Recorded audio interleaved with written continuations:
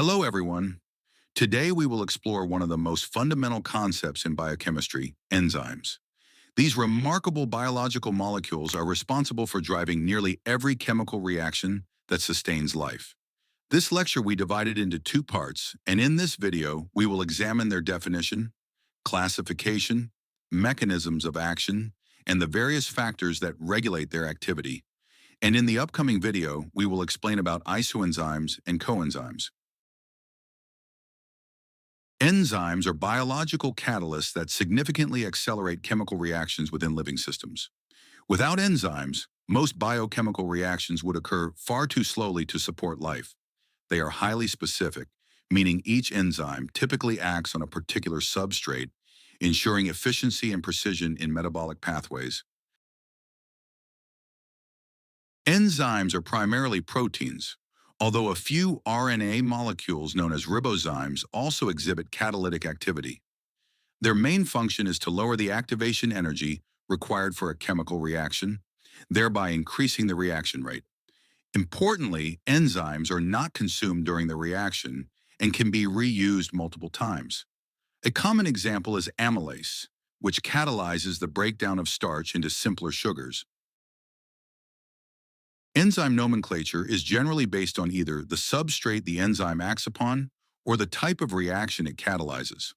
Most enzyme names end with the suffix "ase", such as lipase, protease, and lactase.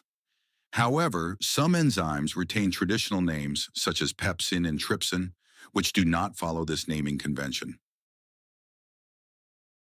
The International Union of Biochemistry and Molecular Biology has developed a systematic classification of enzymes based on the reactions they catalyze. Enzymes are divided into six major classes: oxidoreductases, transferases, hydrolases, lyases, isomerases, and ligases.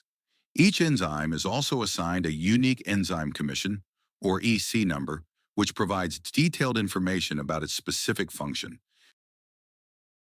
Enzyme activity is influenced by several environmental and chemical factors.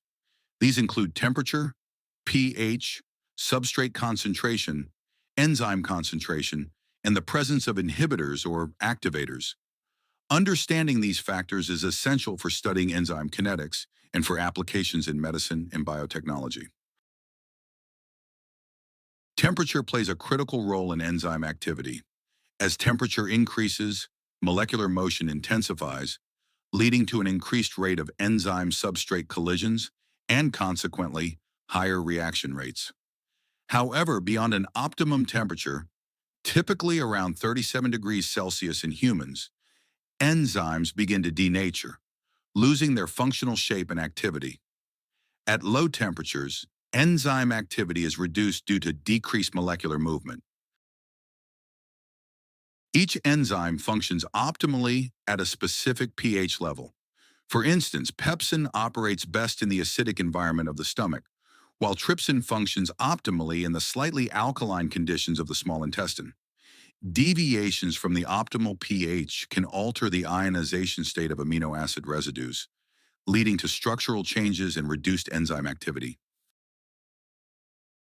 The rate of an enzyme catalyzed reaction increases with substrate concentration as more substrate molecules are available to bind to enzyme active sites. However, this increase continues only until all active sites are saturated, at which point the reaction reaches its maximum velocity, or Vmax. Similarly, increasing enzyme concentration will enhance the reaction rate, provided that sufficient substrate is available.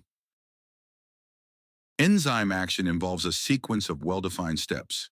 Initially, the substrate binds to the enzyme's active site, forming an enzyme-substrate complex.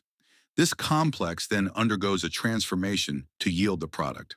Finally, the product is released, and the enzyme is free to participate in another catalytic cycle.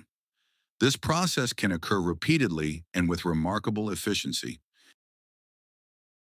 The lock and key model, proposed by Emil Fischer, suggests that the enzyme's active site is perfectly complementary in shape to its substrate. This model emphasizes the specificity of enzyme action, where only the correct substrate can fit into the active site, much like a key fits into a specific lock. The Induced Fit model proposed by Daniel Koshland provides a more dynamic view of enzyme activity. According to this model, the binding of the substrate induces a conformational change in the enzyme, allowing for a tighter and more precise interaction. This flexibility enhances catalytic efficiency and better explains the behavior of many enzymes.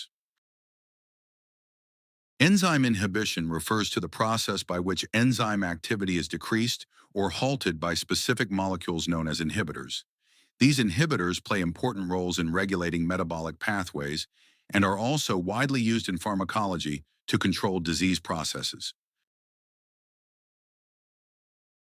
In competitive inhibition, the inhibitor resembles the substrate and competes for binding at the enzyme's active site.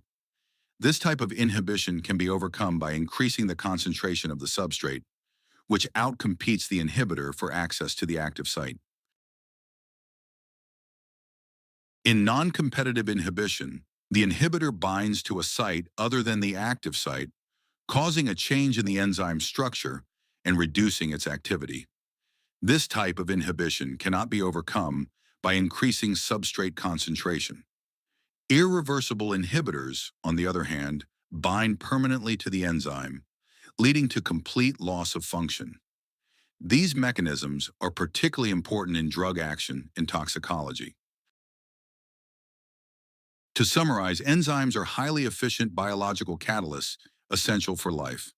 They are classified into 6 major groups based on their function, and their activity is influenced by several factors including temperature, pH, and concentration. Enzyme action follows specific mechanisms, and their activity can be regulated through various types of inhibition. Thank you for watching this video. If you liked it, make sure to subscribe and enable the bell icon for future notifications.